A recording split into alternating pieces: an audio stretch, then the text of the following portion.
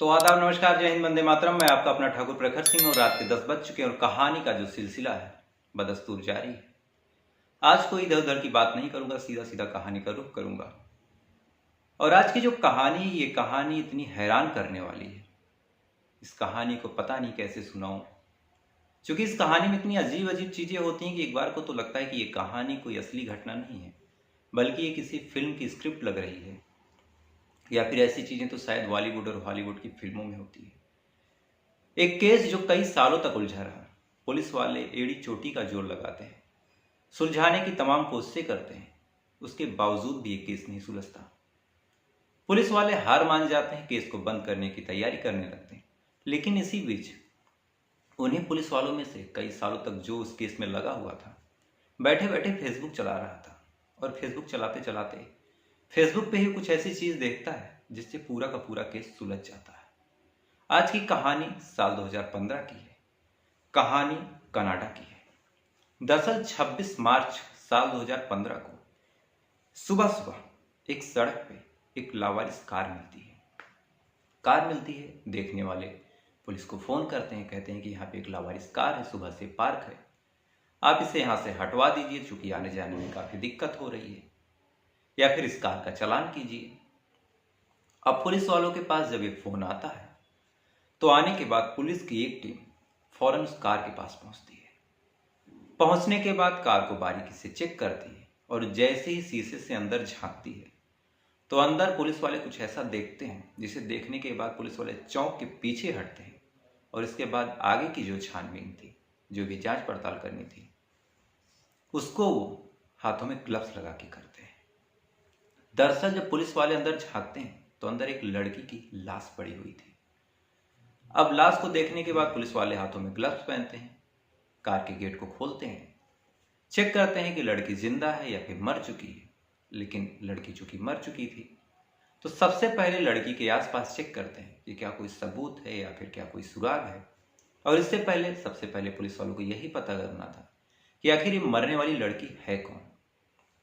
Police वाले पूरी की पूरी कार को और इस लड़की के पूरे कपड़ों को चेक करते हैं कि शायद कोई डॉक्यूमेंट मिल जाए या फिर कोई कागज मिल जाए, तो इस बात की पहचान हो सके कि ये मरने वाली लड़की है कौन।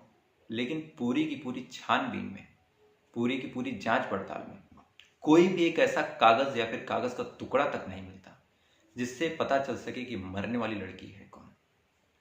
पुलिस वालों की मुश्किलें इस तरह बढ़ती जाती हैं।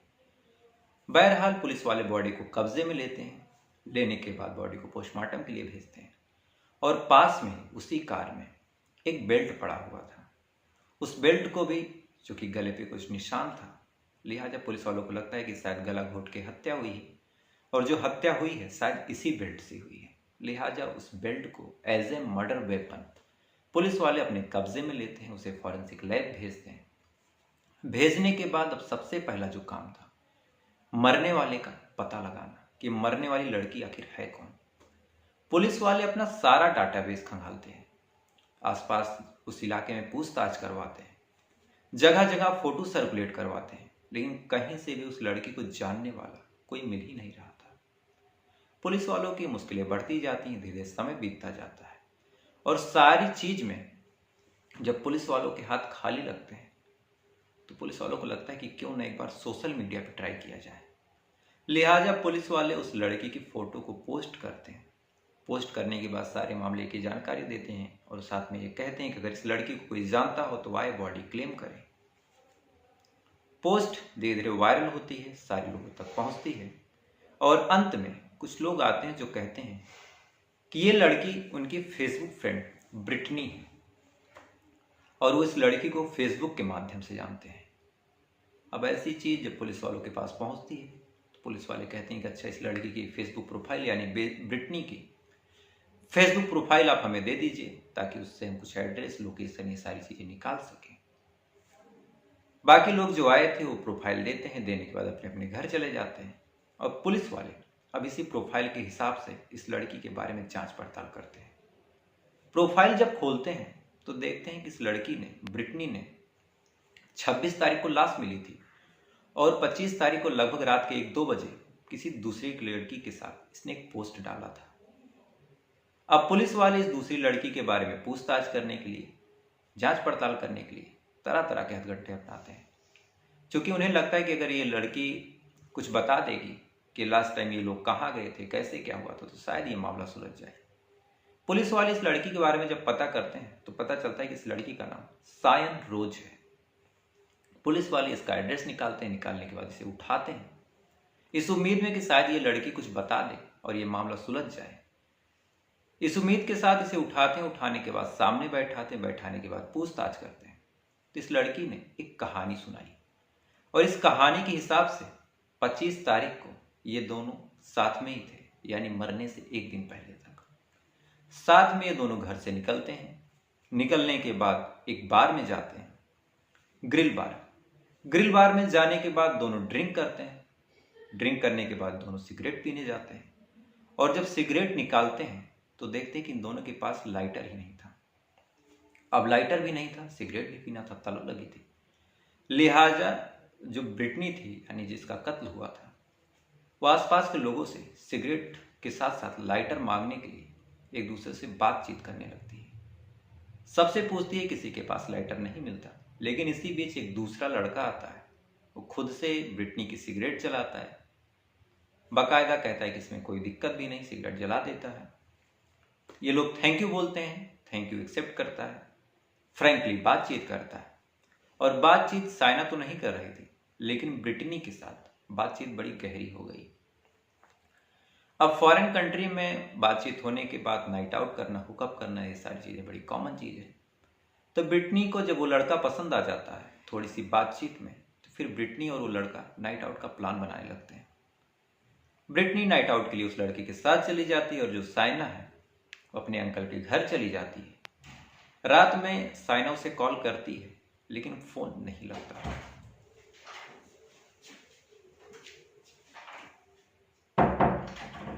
अब फोन नहीं लगता तो फेसबुक पे मैसेज भी करती है, मैसेज भी नहीं डिलीवर होता, सामने से कोई रिस्पांस भी नहीं आता। अगले दिन ये फिर फोन करती है, फिर फोन नहीं उठता।